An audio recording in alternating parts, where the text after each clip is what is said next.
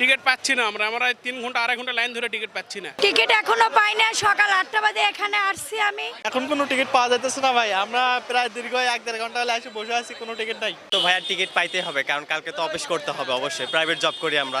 না ভাই না, এটা ভিত্তিহীন ভাই, এই অভিযোগ ভিত্তিহীন। না, আমি তো ইউনিভার্সিটির স্টুডেন্ট, তো কাল আমার পরীক্ষা আছে, যদি না পৌঁছাতে পারি অবশ্যই সমস্যা হবে। এখন দেখি টিকিট না পাওয়া গেলে অবশ্যই বিকল্প যাইতেই হবে। তো 700 টাকা করে চাই, 550 টাকার ভাড়া 700 টাকা যাচ্ছে। সব গাড়ি এরকম, সব জায়গায় এরকম। না, অভিযোগ করা হয়নি, আপনাদের মাধ্যমে অভিযোগ করতে চাচ্ছি আমরা। আপনারা আমরা এখনো টিকিট কাটিনি, কিন্তু বাট আপনারা হচ্ছে ভাড়া চাচ্ছে হচ্ছে 700 টাকা করে। 550 টাকার ভাড়া 700, আর এসি যেটা 700 ছিল সেটা 1200 টাকা যাচ্ছে। আইসি হলে বগুড়াতে যাবো মহাখালী যাবো, সিট নাই। 9টার দিকে আসছি, এখন তো গাড়ির সিট নাই, গাড়ির সিট সব বুকিং হয়ে গেছে। টিকিট পাচ্ছি না আমরা 3 ঘন্টা 2.5 ঘন্টা লাইন ধরে টিকিট পাচ্ছি না, মানে টিকিট দিতে চাচ্ছে না, এরকম এক পরিস্থিতি। হ্যাঁ, 100 টাকা বাড়তি দিছি, বাড়তি না, আমার থেকে চাইছে যে এটা দেন, এটা আমি দিচ্ছি, আমি দিয়ে দিচ্ছি, সমস্যা নেই, কারণ টিকিট আমার তো যাওয়া লাগবে, এই জন্য নিয়ে আর কি।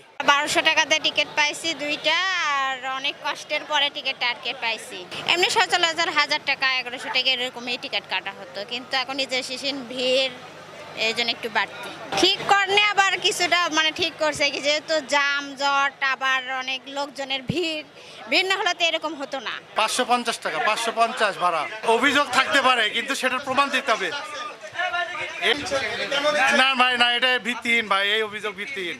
টিকিট এখনো পাই না। সকাল 8টা বাজে এখানে আসছি আমি।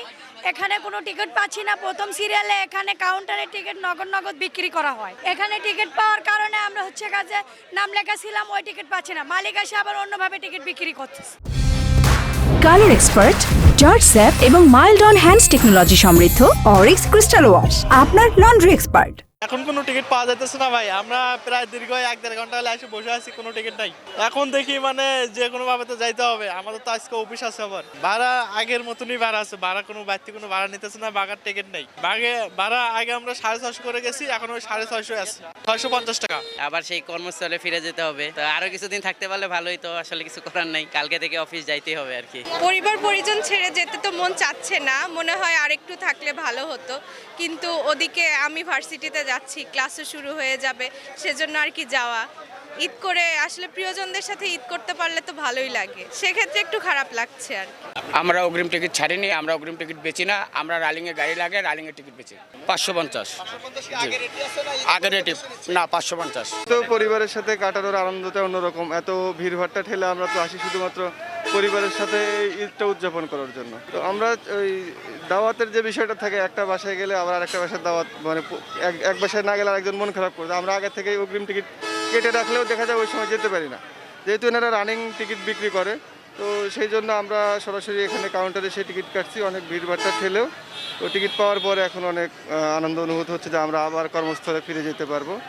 তো এখানের পরিবেশ যেটা, অনেক মানুষজন ধুলাবালির মধ্যে থেকেও আমরা চেষ্টা করছি যে সঠিক সময়ে যেন গাড়িটা ছাড়ে, আর তারা এই রানিং হইলেও সঠিক ন্যায্য মূল্যে টিকিটটা দিচ্ছে।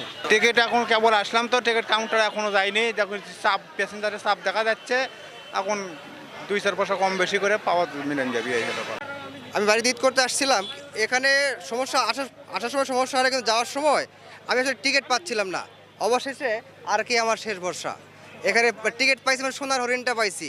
এখন মানে কর্মস্থলে ফিরতে পারতেছি। কর্মস্থলে যাইতে না পারলে তো যেহেতু চাকরি করে, এটা সমস্যা হইতে পারে। তো ভাইয়া টিকিট পাইতে হবে, কারণ কালকে তো অফিস করতে হবে অবশ্যই, প্রাইভেট জব করি আমরা। আজকে হচ্ছে আমাদের যেভাবেই হোক ঢাকায় পৌঁছাইতে হবে। না পাইলে চেষ্টা করব, আমার দিক থেকে আমি নিজে সর্বোচ্চ চেষ্টা করব। যদি না পাই, বিকল্প রাস্তা ব্যবহার করতে হবে, এছাড়া কোনো উপায় নেই ভাইয়া।